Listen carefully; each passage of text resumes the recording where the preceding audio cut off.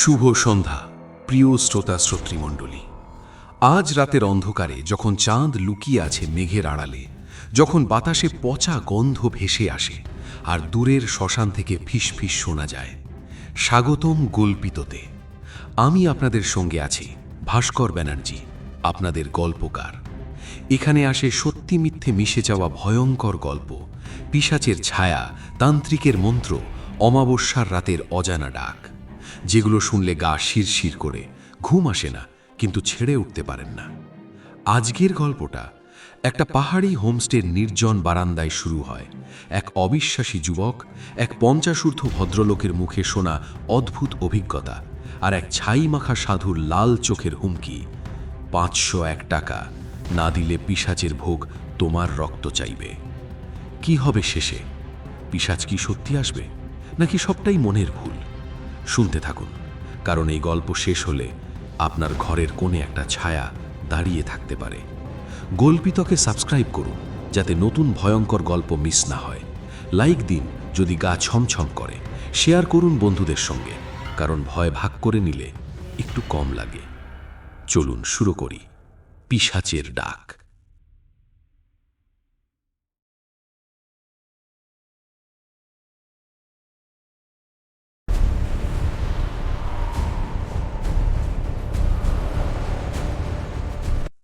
সেদিন সন্ধে নামছিল পাহাড়ের কোলে। আকাশটা ধূসর হয়ে এসেছে, দূরের বরফ ঢাকা চূড়াগুলো যেন কালো ছায়া হয়ে দাঁড়িয়ে। হোমস্টের বারান্দায় বসে অরিন্দম চা খাচ্ছিল। কলকাতার হইচই থেকে পালিয়ে এসেছে সে একা। কোনো নেট নেই, কোনো লোকজন নেই, শুধু পাইনের গন্ধ আর ঠান্ডা হাওয়া। ভালোই লাগছিল। হঠাৎ পাশের চেয়ারে কে যেন বসল। অরিন্দম চমকে তাকালো। একজন 50 ভদ্রলোক, ফ্যাকাশে মুখ, চোখে একটা অদ্ভুত ছায়া, কালো শাল জড়ানো, মাথায় টুপি। ভদ্রলোক মৃদু হেসে বললেন, আমি অমিতাভ, এখানে নতুন এসেছি। আপনি? অরিন্দম, ছুটি কাটাতে। অরিন্দম একটু অবাক, এতক্ষণ তো কাউকে দেখেনি। ভদ্রলোক চাটা এক চুমুক দিয়ে বললেন, আমিও আগে এসব বিশ্বাস করতুম না, ভূত প্রেত পিশাচ টিশাচ সব বাজে কথা, কিন্তু গত বছর এপ্রিলে আমার সঙ্গে যা ঘটল তাতে মাথা ঘুরে গেছে। অরিন্দম মনে মনে হাসল। আবার একটা গাঁজাখুরি গল্প শুরু হলো, কিন্তু সন্ধ্যের এই নিস্তব্ধতায় পাহাড়ের ছায়া লম্বা হয়ে আসছে। শুনতে মন্দ লাগবে না। সে বলল, বলুন না, কি হয়েছিল? অমিতাভবাবু চোখ সরু করে তাকালেন। আমার বাড়ির বাগানে সকালবেলা চা খাচ্ছি, পাশে আমার কুকুর রাজা, একটা বড় জার্মান শেফার্ড।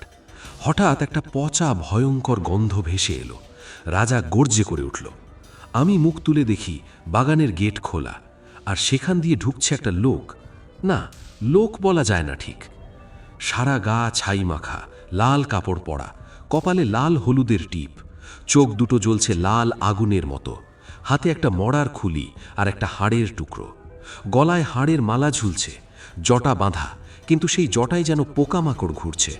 পচা গন্ধটা তার গা থেকেই আসছে। সে এসে আমার সামনে দাঁড়ালো, খুলিটায় হাড় ঠুকে ঠুকে কি সব বিড়বিড় খুলল। তারপর আমার দিকে তাকিয়ে বলল, বাবু, 501 টাকা দাও, 4 দিন পর অমাবস্যা, শ্মশানে পিশাচের ভোগ চড়াতে হবে, খরচ দে, না দিলে। আমি তো রেগে আগুন, এইসব ভণ্ড তান্ত্রিকদের দেখলেই গা জ্বলে। বললুম, দূর হ, টাকা পয়সা নেই, যা তোর শ্মশানে। রাজাকে ডাক দিলুম, রাজা ধর। রাজা লাফ দিয়ে গেল। লোকটা হাসল, দাঁতগুলো কালো পচা। বলল, ভালো কথা বলছিস না, পিশাচের খিদে মেটাতে হবে, না হলে তোর বাড়িতে ছায়া পড়বে। তারপর মন্ত্র পড়তে লাগলো। আওয়াজটা যেন গলার ভেতর থেকে বেরোচ্ছে, না মানুষের গলা। রাজা হঠাৎ থমকে দাঁড়ালো, ল্যাজ গুটিয়ে কাঁপতে লাগলো। আমি চেঁচিয়ে উঠলুম, বেরো, এখান থেকে বেরো। সে আর কিছু না বলে ঘুরে চলে গেল। গেট দিয়ে বেরিয়ে অন্ধকারে মিলিয়ে গেল। পচা গন্ধটা রয়ে গেল বাতাসে। রাজা ফিরে এসে আমার পায়ের কাছে শুয়ে পড়ল, কাঁপছে। বউ এসে বলল, কি হয়েছে, কেন চেঁচাচ্ছ? আমি সব বললুম। সে ভয় পেয়ে গেল। একটু টাকা দিলেই পারতে, সংসারের খাতিরে। আমি হেসে উড়িয়ে দিলুম, ওসব বাজে কথা। কিন্তু অরিন্দম, সেই অমাবস্যার রাতে যা ঘটল তা আমাকে বদলে দিয়েছে। আমি আর আগের অমিতাভ নেই। অমিতাভবাবু চুপ করলেন। বারান্দার আলোটা কাঁপছে, দূরে পাহাড়ের ছায়া যেন একটু নড়ল। অরিন্দমের গাটা শিরশির করে উঠল। সে হাসার চেষ্টা করল, তারপর কি হলো? অমিতাভবাবু ফ্যাকাশে হেসে বললেন, পরে বলবো। আজ রাতটা ভালো করে ঘুমো, অমাবস্যা এখনো দূরে নেই। বাতাসটা হঠাৎ ঠান্ডা হয়ে গেল। অরিন্দমের মনে হলো কেউ যেন বারান্দার কোণে দাঁড়িয়ে আছে, ছাই মাখা, লাল চোখ। সে চোখ বুঝল, খুলল। না, কিছু নেই। আমি পাগল হয়ে যাচ্ছি নাকি? মনে মনে বলল। সেই সন্ধ্যের পর থেকে অরিন্দমের মনটা অস্থির। অমিতাভবাবুর গল্পটা মাথায় ঘুরছে। হাসির কথা ভেবে হাসতে গিয়েও গলা শুকিয়ে যাচ্ছে। রাতে ঘুম আসছে না। হোমস্টের ঘরটা ছোট, কাঠের দেওয়াল, জানালা দিয়ে পাহাড়ের কালো ছায়া দেখা যায়। বাইরে হাওয়া বইছে, পাইনের পাতা খসখস করছে, যেন কেউ ফিস ফিস করে কথা বলছে। পরের দিন সকালে অরিন্দম বারান্দায় গেল। অমিতাভবাবু নেই, চেয়ারটা খালি, শুধু একটা পুরনো শাল পড়ে আছে। অরিন্দম তুলে নিল। শালে একটা হালকা পচা গন্ধ। মনে হলো গতকালের গল্পটা সত্যি নয়তো, কিন্তু না, গন্ধটা সত্যি। দিন কাটল, সন্ধে নামল। আজ অমাবস্যা, আকাশে চাঁদ নেই, তারাও নকিয়ে। হোমস্টের মালিক বললেন, আজ রাতে বাইরে বেরোবেন না। পাহাড়ে লোকে বলে অমাবস্যায় শ্মশানের দিকে যাওয়া উচিত নয়। অরিন্দম হেসে উড়িয়ে দিল, আমি তো বিজ্ঞান মোনা মানুষ, ভূত প্রেতে বিশ্বাস নেই। রাত 10টা। অরিন্দম ঘরে বসে বই পড়ছে। হঠাৎ দরজায় টোকা, টক টক টক, ধীরে ধীরে, যেন কেউ ইচ্ছে করে আওয়াজ কমিয়ে দিচ্ছে। অরিন্দম উঠে দরজা খুলল। বাইরে কেউ নেই, শুধু ঠান্ডা হাওয়া মুখে এসে লাগল, আর সেই পচা গন্ধ এবার জোরালো। সে দরজা বন্ধ করে ফিরল। জানালার কাছে কি যেন ছায়া পড়ল। অরিন্দম তাকালো, কিছু নেই, কিন্তু মনে হলো কেউ দাঁড়িয়ে আছে, ছাই মাখা, লাল চোখ। সে চোখ বুঝল, খুলল। না, কিছু নেই। আমি পাগল হয়ে যাচ্ছি নাকি? মনে মনে বলল। রাত বাড়ল, 12টা। হঠাৎ বাইরে কুকুর ডাকল, একটা লম্বা ভয়ঙ্কর চিৎকার। অরিন্দমের ঘরের পাশের ঘরে অমিতাভবাবু থাকেন। সে ভাবল দেখে আসি। দরজা খুলে বারান্দায় বেরোল। অন্ধকার। টর্চ জ্বালালো। আলো পড়ল অমিতাভবাবুর ঘরের জানালায়। জানালা খোলা, ভেতরে আলো নেই। অরিন্দম ডাকল, অমিতাভবাবু আছেন? কোনো উত্তর নেই, শুধু একটা খসখস শব্দ, যেন কেউ হাড় ঘষছে। অরিন্দম এগোলো, জানালা দিয়ে উকি মারল। ভেতরে অমিতাভবাবু বিছানায় বসে আছেন, চোখ বোজা, মুখ ফ্যাকাশে। তার সামনে মেঝেতে একটা ছোট বৃত্ত আঁকা, লাল রঙে, মাঝখানে একটা মড়ার খুলি, আর খুলির পাশে সেই লোকটা, ছাই মাখা, লাল কৌপিন, হাতে হাড়ের মালা, চোখ লাল, জ্বলছে। সে মন্ত্র পড়ছে, আওয়াজটা নিচু, গলার ভেতর থেকে বেরোচ্ছে।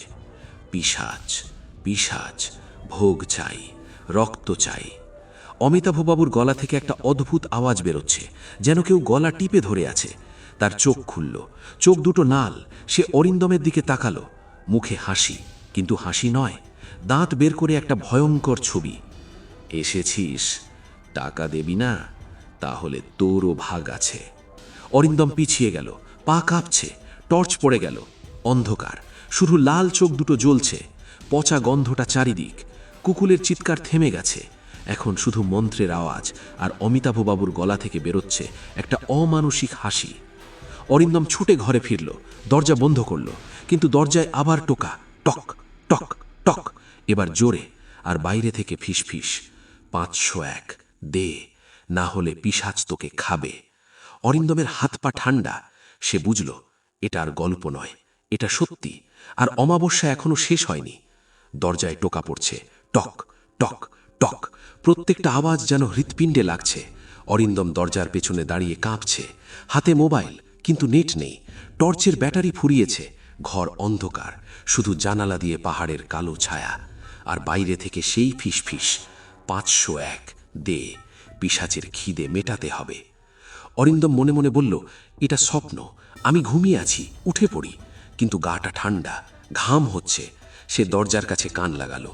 বাইরে কোনো পায়ের আওয়াজ নেই, শুধু হাওয়া আর একটা খসখস শব্দ, যেন হাড়ের মালা ঝুলছে, ঘষা খাচ্ছে। হঠাৎ টোকা থেমে গেল, নিস্তব্ধতা। অরিন্দম একটু সাহস করে দরজার চাবি খুলল, ফাঁক করে তাকালো। বারান্দা খালি, কিন্তু মেঝেতে কি যেন পড়ে আছে, একটা ছোট কাগজ। সে হাত বাড়িয়ে তুলল। কাগজে লাল সিঁদুর দিয়ে লেখা একটা অদ্ভুত চিহ্ন, আর নিচে, অমাবস্যা শেষ হয়নি, তোর ঘরে ছায়া এসেছে। অরিন্দমের হাত কাঁপল, কাগজটা ফেলে দিল। পিছনে ফিরে দেখল ঘরের কোণে একটা ছায়া দাঁড়িয়ে। না, ছায়া নয়, সেই লোকটা, ছাই মাখা, লাল চোখ জ্বলছে, হাতে খুলি, সে হাসছে, দাঁত কালো পচা। টাকা দেবি না? তাহলে তোর বন্ধুকে নিয়ে যাই। অরিন্দম চিৎকার করে উঠল, কে তুমি? চলে যাও। কিন্তু গলা থেকে আওয়াজ বেরোচ্ছে না, যেন গলা টিপে ধরা। লোকটা এগোলো, পচা গন্ধটা ঘর ভরে গেল। অরিন্দম পিছিয়ে বিছানায় পড়ল। লোকটা কাছে এসে দাঁড়ালো, খুলিটা অরিন্দমের মুখের সামনে ধরল। ভেতরে কি যেন নড়ছে, পোকা না, চোখ, একটা ছোট চোখ তাকিয়ে আছে। পিশাচের ভোগ, রক্ত চাই, তোর রক্ত। অরিন্দম চোখ বুঝল, মনে হলো সব শেষ। কিন্তু হঠাৎ বাইরে একটা আওয়াজ, কুকুরের চিৎকার। না, রাজা নয়, হোমস্টের কোনো কুকুর। লোকটা থমকে গেল, তার চোখ সরু হলো। আজ না, কাল, অমাবস্যা পুরোপুরি শেষ হলে। সে ঘুরে অন্ধকারে মিলিয়ে গেল, পচা গন্ধটা রয়ে গেল। অরিন্দমের গাটা ঠান্ডা। সে উঠে দাঁড়ালো, দরজা খুলে বারান্দায় বেরোলো। অমিতাভবাবুর ঘরের দরজা খোলা, ভেতরে আলো জ্বলছে, মোমবাতি। অরিন্দম এগোলো। ভেতরে অমিতাভবাবু বিছানায় শুয়ে আছেন, চোখ খোলা, কিন্তু চোখ লাল, মুখে অদ্ভুত হাসি। সে বলল, এসেছিস? ভালো, পিশাচ তোকে চেনে এখন। টাকা না দিলে সবাইকে নেবে। আমি তো দিয়েছি, নিজের রক্ত দিয়ে। অরিন্দম দেখল অমিতাভবাবুর হাতে একটা কাটা দাগ, রক্ত শুকিয়ে গেছে। আর মেঝেতে একটা ছোট বোতল, ভেতরে লাল তরল, রক্ত। অরিন্দম পিছিয়ে গেল। এটা কি করেছেন আপনি? অমিতাভবাবু হাসল। পিশাচকে শান্ত করতে, কিন্তু সে আরো চায়, তোরটা চায়। অমাবস্যা শেষ হয়নি, এখনো রাত আছে। হঠাৎ মোমবাতিটা নিভে গেল, অন্ধকার। অরিন্দম ছুটে বাইরে বেরোল। বারান্দায় দাঁড়িয়ে দেখল পাহাড়ের দিকে একটা লাল আলো জ্বলছে, শ্মশানের দিকে। আর সেখান থেকে ফিস ফিস ভেসে আসছে, আয় আয়, ভোগ চড়া। অরিন্দম বুঝল এখনো শেষ হয়নি। পিশাচের ছায়া তার উপর পড়েছে, আর অমাবস্যার রাত শেষ হওয়ার আগে কিছু একটা করতে হবে, না হলে। অরিন্দমের পা কাঁপছে। বারান্দায় দাঁড়িয়ে পাহাড়ের দিকে তাকিয়ে আছে। দূরে সেই লাল আলো জ্বলছে, যেন শ্মশানের চিতা থেকে উঠে আসা আগুন। ফিস ফিস ভেসে আসছে বাতাসে, আয়, ভোগ চড়া, রক্ত দে। অমিতাভবাবুর ঘর থেকে আর কোনো আওয়াজ নেই, শুধু নিস্তব্ধতা। অরিন্দম বুঝল এখন আর পালানোর উপায় নেই। পিশাচের ছায়া তার উপর পড়েছে। যদি না যায় তাহলে এই হোমস্টের সবাই হয়তো সকাল দেখবে না। সে ঘরে ফিরল। টেবিলে তার ব্যাগ, ভেতরে কিছু টাকা আছে। 501 টাকা। হাসি পেল। এত সস্তায় পিশাচ কেনা যায়, মনে মনে বলল। কিন্তু হাসিটা ভয়ে মিশে গেল। সে একটা টর্চ নিল, একটা ছোট ছুরি, আর টাকা গুনে একটা খামে ভরল। যদি এটাই চায়, দিয়ে দেখি। কিন্তু মন বলছে এটা টাকার ব্যাপার নয়, এটা রক্তের। রাত 2টো। অরিন্দম বাইরে বেরোল। হোমস্টের গেট খোলা। পাহাড়ের পথ ধরে নামতে লাগলো। পথটা সরু, পাথরে ভরা। টর্চের আলো কাঁপছে। চারদিকে পাইনের ছায়া লম্বা হয়ে পড়েছে। হঠাৎ পেছনে পায়ের আওয়াজ। অরিন্দম ঘুরল, কেউ নেই, কিন্তু পচা গন্ধটা আবার। সে দৌড়ালো। শ্মশানে পৌঁছল। ছোট্ট একটা জায়গা, পুরনো চিতার ছাই, কয়েকটা খুলি পড়ে আছে। মাঝখানে একটা বড় পাথর, তার উপর লাল সিঁদুরের চিহ্ন। আর সামনে সেই লোকটা, ছাই মাখা, লাল চোখ, হাতে খুলি। পাশে অমিতাভবাবু দাঁড়িয়ে, চোখ লাল, মুখে অদ্ভুত হাসি। এসেছিস? লোকটা বলল, আওয়াজটা যেন মাটি থেকে উঠছে। টাকা এনেছিস? অরিন্দম খামটা এগিয়ে দিল। এই নাও, 501, এবার ছেড়ে দাও। লোকটা হাসল, খামটা নিল না। খুলিটা অরিন্দমের দিকে ধরল। টাকা নয়, রক্ত চাই, তোর রক্ত, পিশাচের ভোগ। অরিন্দম পিছিয়ে গেল। না, আমি বিশ্বাস করি না এসবে। লোকটা মন্ত্র পড়তে লাগলো। হঠাৎ বাতাস উঠল, ছাই উঠতে লাগলো। অমিতাভবাবু এগিয়ে এলো, তার হাতে একটা ছুরি। দে, তোর রক্ত দে, তাহলে শান্তি পাবি। আমি দিয়েছি, এখন তোর পালা। অরিন্দম ছুরিটা বের করল। থামুন, এটা পাগলামি। কিন্তু অমিতাভবাবু হাসছে, চোখ দুটো জ্বলছে। হঠাৎ লোকটা চিৎকার করে উঠল, একটা অমানুষিক আওয়াজ। শ্মশানের চারদিক থেকে ছায়া উঠতে লাগল, কালো, লম্বা ছায়া, পিশাচের ছায়া। অরিন্দমের গা ঘিরে ধরল। ঠান্ডা, খুব ঠান্ডা। অরিন্দম চেঁচালো, না। সে ছুরি দিয়ে লোকটার দিকে তাক করল, কিন্তু লোকটা অদৃশ্য হয়ে গেল। শুধু খুলিটা পড়ে রইল। অরিন্দম খুলিটা তুলল। ভেতরে একটা ছোট কাগজ, লাল সিঁদুরে লেখা, টাকা নয়, বিশ্বাস দে, না দিলে ছায়া তোকে ছাড়বে না। অরিন্দমের মাথা ঘুরল। সে বুঝল এটা বিশ্বাসের খেলা। অবিশ্বাস করলে পিশাচ আরও শক্তিশালী হয়। সে খুলিটা ফেলে দিল, চিৎকার করে বলল, আমি বিশ্বাস করি, কিন্তু তোমাকে ভয় পাই না। হঠাৎ সব থেমে গেল। ছায়াগুলো সরে গেল, লাল আলো নিভে গেল। অমিতাভবাবু মাটিতে পড়ে গেল। তার চোখ স্বাভাবিক। সে ফিসফিস করে বলল, ধন্যবাদ, তুই বিশ্বাস করলি, পিশাচ চলে গেল। অরিন্দম অমিতাভবাবুকে ধরে দাঁড় করালো। দুজনে শ্মশান থেকে ফিরতে লাগল। সকাল হচ্ছে, আকাশ ফর্সা, কিন্তু অরিন্দমের মনে একটা ছায়া রয়ে গেল। পিশাচ চলে গেছে নাকি লুকিয়ে আছে, তার হাতে এখনো পচা গন্ধ লেগে আছে। সকাল হয়েছে, পাহাড়ের কুয়াশা সরে গেছে, সূর্য উঠেছে। অরিন্দম আর অমিতাভবাবু হোমস্টেতে ফিরলেন। দুজনেরই গাটা ক্লান্ত, চোখ লাল। অমিতাভবাবু এখন স্বাভাবিক, চোখের লাল আভা চলে গেছে, হাসিটা আবার মানুষের মতো। সে বলল, তুই না বিশ্বাস করতি না, কিন্তু শেষে করলি। পিশাচ বিশ্বাস ছাড়া বাঁচে না, তুই বিশ্বাস করে তাকে দুর্বল করে দিলি। অরিন্দম চুপ করে শুনল। তার হাতে এখনো পচা গন্ধ লেগে আছে, যেন ধোয়া যাচ্ছে না। সে ঘরে ফিরে ব্যাগ গোছাতে লাগল। আমি কালই চলে যাব কলকাতা, এখানে আর থাকতে পারছি না। অমিতাভবাবু মৃদু হেসে বলল, যা, কিন্তু মনে রাখিস, পিশাচের ছায়া যায় না, শুধু লুকিয়ে থাকে। যখন আবার অবিশ্বাস করবি, তখন ফিরে আসবে। অরিন্দম হাসার চেষ্টা করল। আমি এখন বিশ্বাস করি, আর ভয়ও পাই না, কিন্তু মনে মনে জানে এটা পুরো সত্যি নয়। কলকাতায় ফিরল অরিন্দম। ব্যস্ত রাস্তা, হইচই, আলো, সবকিছু আগের মতো, কিন্তু রাতে ঘুম আসে না। জানালার কাছে দাঁড়ালে মনে হয় কেউ তাকিয়ে আছে।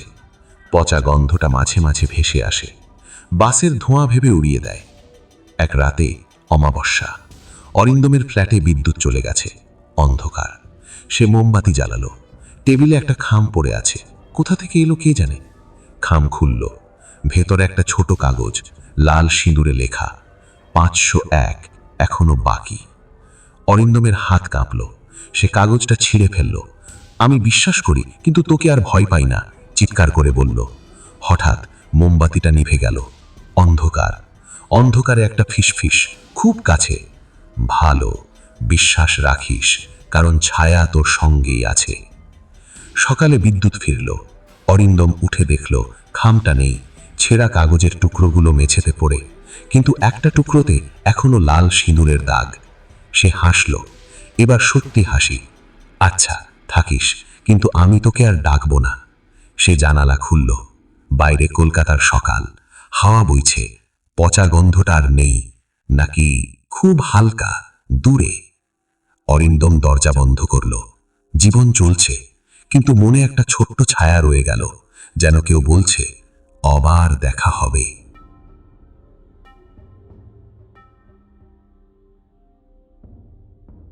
আজকে আমরা একটা অসাধারণ বাংলা ভূতের গল্প নিয়ে আলোচনা করব। গল্পটার নাম পিশাচের ভোগ। গল্পিত চ্যানেল থেকে নেওয়া এই গল্পটা মানে শুধু ভর দেখানো নয়, এটা আমাদের মনের গভীরেও একটা ধাক্কা দেয়। আজ আমরা দেখব ঠিক কী কারণে গল্পটা এত ভয়ঙ্কর। এটা কি শুধু একটা পিশাচ বা তান্ত্রিকের গল্প, নাকি এর শিকড় আরও গভীরে? আর প্রশ্নটা তো এটাই, ভয়টা কি ওই ছাইমাখা তান্ত্রিক বা অদৃশ্য পিশাচের, নাকি ভয়টা আসলে গল্পের নায়ক অরিন্দমের, এবং সেই সূত্রে আমাদের নিজেদের মনের ভেতরেই কোথাও লুকিয়ে আছে। এই গল্পটা মানে আমাদের বিশ্বাস অবিশ্বাসের সীমানা নিয়েই খেলা করে। চলুন সেই খেলাটা বোঝার চেষ্টা করা যাক। এই গল্পের শুরুটা কিন্তু একেবারেই নিরীহ। কলকাতার এক যুবক অরিন্দম ছুটি কাটাতে গেছে এক নির্জন পাহাড়ি হোমস্টেতে। নেটওয়ার্ক নেই, শান্ত পরিবেশ। কিন্তু এই শান্ত পরিবেশেই গল্পের প্রথম অস্বস্তিকর চরিত্র অমিতাভবাবুর প্রবেশ। আমার কাছে এই চরিত্রটাকে গল্পের সবচেয়ে গুরুত্বপূর্ণ চাল বলে মনে হয়েছে, কারণ তিনি নিজেই তো একজন যুক্তিবাদী লোক, তাই না? অবশ্যই দেয়, এটা একটা খুব চতুর মনস্তাত্ত্বিক কৌশল। যখন একজন অবিশ্বাসী বা সংশয়বাদী অলৌকিক ঘটনার কথা বলে, তখন আমাদের মনে তার বিশ্বাসযোগ্যতা অনেক বেড়ে যায়। আমরা ভাবতে শুরু করি, এই লোকটা যখন বলছে তখন নিশ্চয়ই এর মধ্যে সত্যি কিছু আছে। অমিতাভবাবু এখানে শুধু একটা চরিত্র নন, তিনি অরিন্দমের এবং আমাদের যুক্তিবাদী মনের আয়না। ঠিক, আর তার গল্পটাও খুব অদ্ভুত। তিনি বলছেন তার নিজের বাড়ির বাগানে একদিন সকালে এক ভয়ঙ্কর চেহারার তান্ত্রিক এসে হাজির হয়।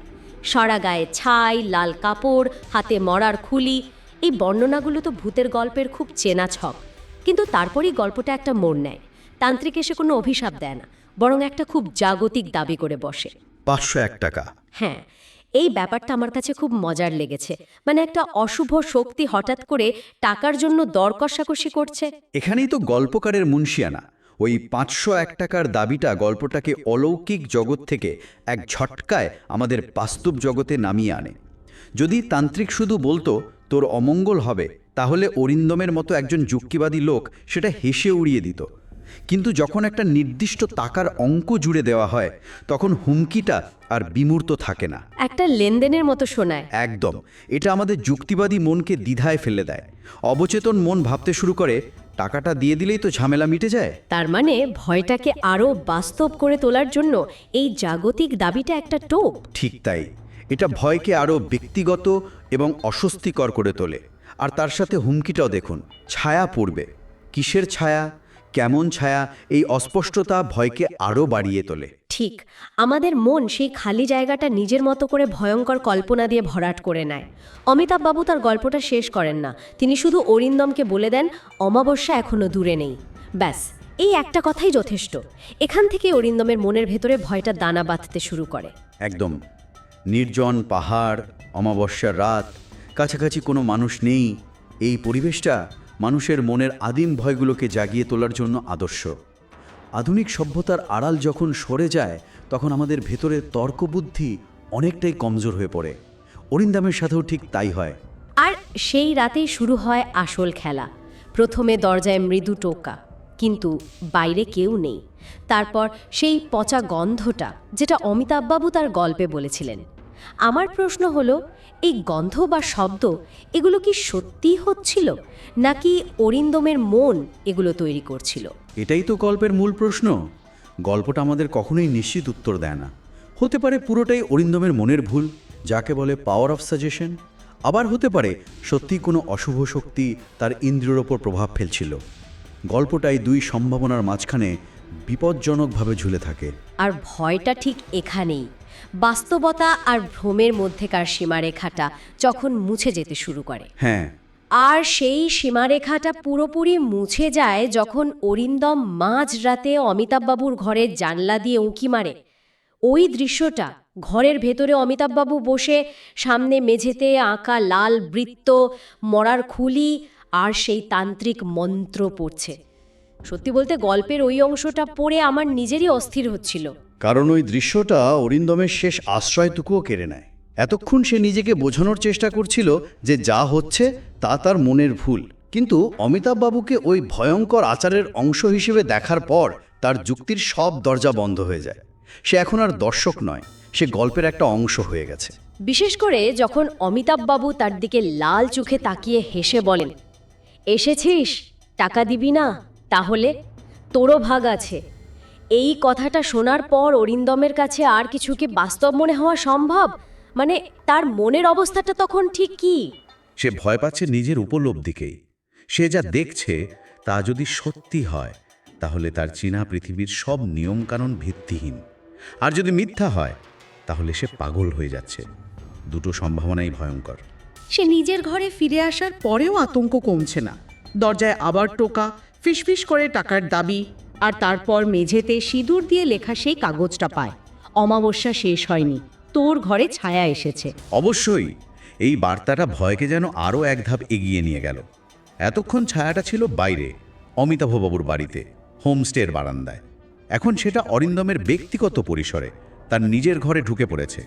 এটা একটা প্রতীকী আক্রমণ। হ্যাঁ, অশুভ শক্তিটা এখন আর শুধু তার মনকে প্রভাবিত করছে না, তার নিরাপদ আশ্রয়কেও দখল করে নিচ্ছে। পালানোর আর কোনো জায়গা নেই। উপায় না দেখে অরিন্দম টাকা নিয়ে শ্মশানের দিকে রওনা দেয়। সেখানে গিয়ে সে চূড়ান্ত সত্যের মুখোমুখি হয়। তান্ত্রিক টাকা নিতে অস্বীকার করে এবং বলে, টাকা নয়, রক্ত চাই, তোর রক্ত, পিশাচের ভোগ। অরিন্দম যখন প্রায় হাল ছেড়ে দিয়েছে, ঠিক তখনই সে একটা মরার খুলির ভেতরে একটা চিরকুট খুঁজে পায়, আর সেখানেই গল্পের সবচেয়ে বড় মোচড়। হ্যাঁ, চিরকুটে লেখা ছিল, টাকা নয়, বিশ্বাস দে, না দিলে ছায়া তোকে ছাড়বে না। এই একটা বাক্য পুরো গল্পের অর্থ পাল্টে দেয়। এতক্ষণ আমরা ভাবছিলাম ভোগ বা বলি হিসাবে টাকা বা রক্ত চাওয়া হচ্ছে, কিন্তু আসল দাবিটা ছিল আরও সূক্ষ্ম, আরও মনস্তাত্ত্বিক।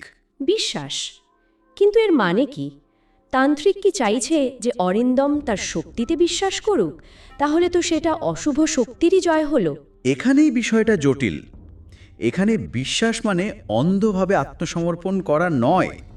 এখানে বিশ্বাস করার অর্থ হলো নিজের ভয়কে স্বীকার করে নেওয়া। এতক্ষণ অরিন্দম তার ভয়কে অস্বীকার করছিল, যুক্তি দিয়ে তাকে হারানোর চেষ্টা করছিল, কিন্তু তাতে ভয়টা আরও বাড়ছিল। পিশাচ বা ছায়াটা আসলে তার এই অবিশ্বাস বা দ্বন্দ্ব থেকেই শক্তি পাচ্ছিল। যখন অরিন্দম চিৎকার করে বলে, আমি বিশ্বাস করি কিন্তু তোমাকে ভয় পাই না, ওই মুহূর্তে সে কি করছে? সে ভয়টাকে মেনে নিচ্ছে, সে স্বীকার করছে যে একটা অশুভ শক্তি আছে, কিন্তু একই সাথে সে এটাও ঘোষণা করছে যে সেই শক্তি তাকে নিয়ন্ত্রণ করতে পারবে না। একদম, সে ভয়কে অস্বীকার না করে তার মুখোমুখি দাঁড়াচ্ছে। আর তখনই অশুভ শক্তির খেলা শেষ হয়ে যায়, কারণ তার একমাত্র অস্ত্র ছিল অরিন্দমের মনের ভেতরের দ্বন্দ্ব। যে মুহূর্তে সেই দ্বন্দ্ব শেষ হয়ে যায়, ছায়ার আর কোনো ক্ষমতা থাকে না। এটা ভয়কে জয় করার একটা রূপক কাহিনীও বটে। অরিন্দমের এই ঘোষণার পরে সব শান্ত হয়ে যায়। অমিতাভবাবু স্বাভাবিক হন, তারা হোমস্টেতে ফিরে আসে। অরিন্দম কলকাতাতেও ফিরে যায়। মনে হয় যেন সব শেষ, কিন্তু গল্পটা আমাদের একেবারে শেষে এসে আরেকটা ধাক্কা দেয়। হ্যাঁ, ওই শেষটা না থাকলে গল্পটা হয়তো এতটাও প্রভাবশালী হতো না। কলকাতা ফেরার কিছুদিন পর আরেক অমাবস্যার রাতে অরিন্দম তার ফ্ল্যাটে একটা খাম খুঁজে পায়। তাতে লেখা 501 এখনও বাকি। তার মানে ছায়াটা তার পিছু ছাড়েনি। কিন্তু এবার অরিন্দমের প্রতিক্রিয়া অন্যরকম। সে কাগজটা ছিঁড়ে ফেলে, ভয়কে অস্বীকার করে, আর তখনই সে একটা ফিসফিস শুনতে পায়।